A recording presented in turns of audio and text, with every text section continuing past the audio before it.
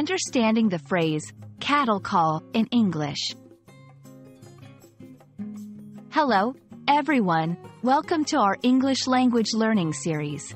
Today, we're going to explore a very interesting phrase, cattle call.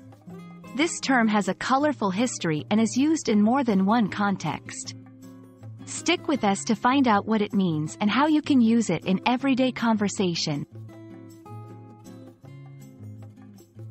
The phrase, cattle call, originates from the actual practice of calling cattle.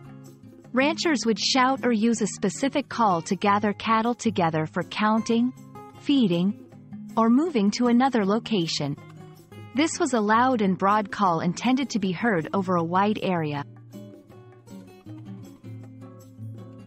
In show business, a cattle call refers to a type of audition where a large number of people are summoned to try out for a part in a play, a movie, or another performance.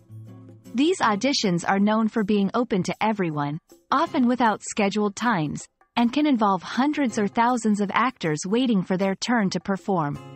They're typically brief and not personalized, much like how ranchers deal with large numbers of cattle.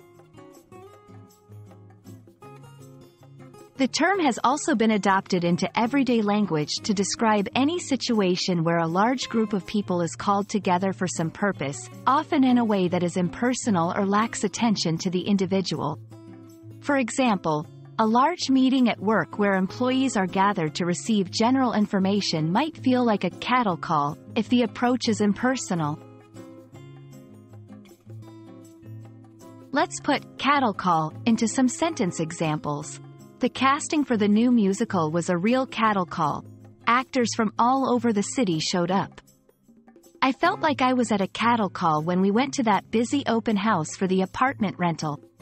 They're having a cattle call for volunteers at the festival this weekend, so anyone interested can just show up.